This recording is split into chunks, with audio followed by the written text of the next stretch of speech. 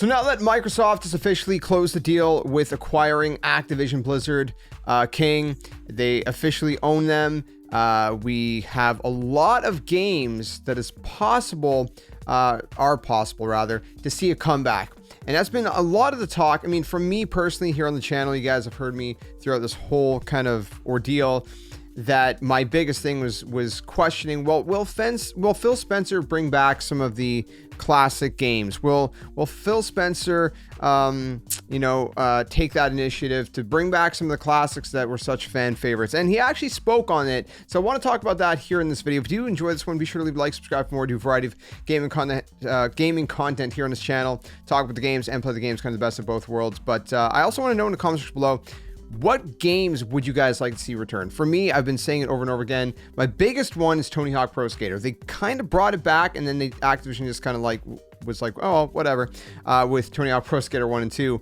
And then, obviously, with Vicarious Visions, they absolved them, basically put them over on, I think it was Diablo, if I remember correctly, and that was that. We never really heard anything else, except recently, suddenly out of nowhere, they're like, hey, Tony Hawk Pro Skater 1+2 is coming to Steam.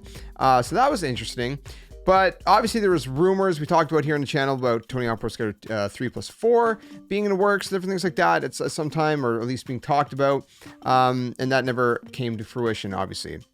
Very huge disappointment, because personally speaking, from both a player and content perspective, I had a blast with Tony Hawk Pro Skater 1+2. I grew up in those games. I know a lot of you guys did too. I also got to see a lot of people introduced to these games for the first time, and that was really cool to see so many people just kind of latch onto these games, be so, I guess, into them and wowed by them. And it was really cool when Tony Hawk Pro Skater 1+2 came out. And then on the content side, obviously, a lot of you guys subscribed from that content we made, and had a blast making that content. So I would hope that would come back. And obviously for the other one, Guitar Hero is another one I'd like to see revived. Guitar Hero Live was like the last one they put out, and it was, in my opinion, it wasn't that great. I didn't like that they had like 2 rows of buttons and stuff. I just go back to the classic Guitar Hero, 1, 2, and 3. What made those so great? Especially 3. 3 was like prime, man. 3 was like the pinnacle. And I think it's time to see a revival of those kind of games. I think there's like a new generation at this point that, probably have not experienced those games that, should, because they're really good games. They're an absolute blast. I know Rock Band's still kind of doing their thing, but I mean, they're not really releasing any new peripherals and stuff. So it's kind of, I don't know, whatever. I'd love to see both those come back. Guitar Hero from Activision, now, Microsoft, and also, with Harmonix. And what does Harmonix even still own Rock Band, or is it a new company? I don't know anymore. I haven't kept up to date. Anyways, this is what Phil Spencer had to say. There's a whole interview. IGN was reporting on it. Yeah, I know. What do you want me to say? Okay, this is where I found it.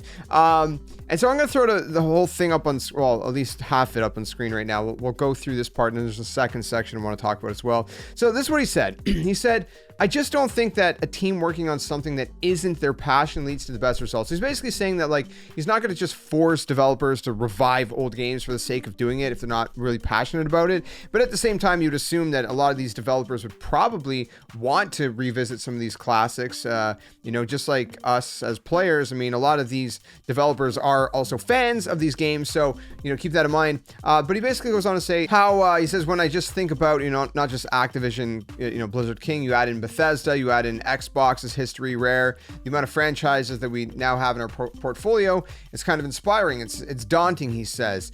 So he kind of goes in through a little bit of that. These are memories for people on different platforms, different decades. He says he wants to make sure that when we're going back and visiting something, that we do it with our complete ability. A motivated team that wants to work on something makes and make a difference. So not just creating something for financial gain or create something for a PR announcement and not deliver. So that's been a huge thing, in my opinion, with Activision. And the problem with Activision is they've been so heavy on that side of things, just pushing devs to do things and just kind of, really sucking the life and the creativity out. And I think Call of Duty is a big example of that, where if you look at the old school CODs and new school CODs, you just feel a difference, right? Because I feel like a lot, I don't know, especially when Bungie was with Activision, you also felt that then. Now, sure, Destiny's not in the best place still, but it's come a long way, and I think it's a lot more fun now than it was back then, and there's a lot more creativity, a lot more life that it feels like in the game. And that's what I'm hoping that, you know, Phil Spencer kind of pushes, and we can see that from this quote right here as well. And he also talks about, you know, the fact that Game Pass is a useful way to revisit franchises that might deserve a little love, but maybe not necessarily, you know, warrant something more intensive, right? So different things like that, you know, is also a consideration. There's so many different avenues that they're, you know, he's talking about and considering. IGN also notes this isn't the first time he's spoken on the topic. You know, Phil Spencer also seems extremely keen to encourage studios to dig through the Xbox vault for gold, especially if that gold is 1995 Ravensoft or FPS Hexen, which Xbox now owns. He says if teams want to go back and revisit some of the things that we have and do a full focus on it, he's like, I'm going to be all in on that. So whatever any team wants to do, like if there's a team that comes to him and he's like, they're like, hey, we want to do Tony Hawk Pro Skater 3+4. Let's continue bringing back some of the classics, or maybe a new one, or, you know, and another team maybe is like, hey, let's bring Guitar Hero back, or maybe a team is like, hey, let's do a Spyro 4, like, you know, like kind of like they did a Crash Bandicoot 4, or, you know, Toys for Bob, like let's do a Crash 5, you know, whatever. I guess from that side of things, it seems like Phil Spencer is all in. You know, he's all about encouraging teams to do whatever they want to creatively, and just really encouraging and kind of pushing that creativity, and just allowing it room to breathe and you know, for lack of a better word, blossom, right? And that's what I really, my personal thoughts and opinion, have been super optimistic about this acquisition, is because of that mindset Phil Spencer seems to have, and I think that this could be a good thing.